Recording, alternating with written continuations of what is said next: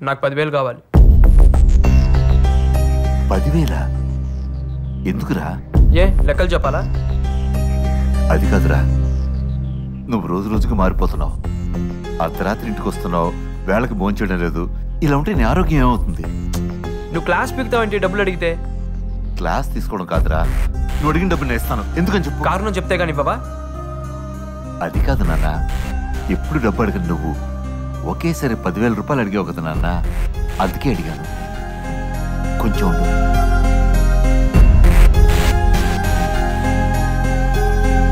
ఇదిగోరా 10,000 రూపాయలు. అంత డబ్బు అడుగుతున్నాడేంటండి? నా ఎగ్జామ్స్ అయ్యేంత వరకు ఫ్రెండ్స్తో హాస్టల్లో ఉంటాను. అదేంటి నాన్న? అది కాదురా, మరి నాకు ఎగ్జామ్ ప్రిపరేషన్స్ వల్ల రోజు లేట్ నైట్ ఇంటికి వస్తున్నాను. మీరు పొద్దునే లేచిన ప్రశ్నలు అడుగుతున్నారు, నాకు అది నచ్చట్లేదు. నేను అక్కడే ప్రిపేర్ అవుతాను. సరే బాబు, నీ ఇష్టం. అదేంటండి పరీక్షల టైంలో వాడిని ఇష్టానికి వదిలేస్తారు? వాడి మధ్య పూర్తిగా మారిపోయాడు. రాత్రి తాగిసొచ్చాడు. తాగొచ్చాడా?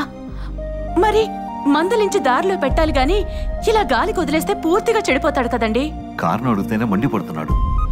వాడికి ఎట్లాగే చెప్పేది? ఇలా వదిలేస్తే పరీక్షల్లో ఫెయిల్ అయిపోతాడు కదండి. అవని, ఓడితేనే గెలుపులో తెలుస్తుంది.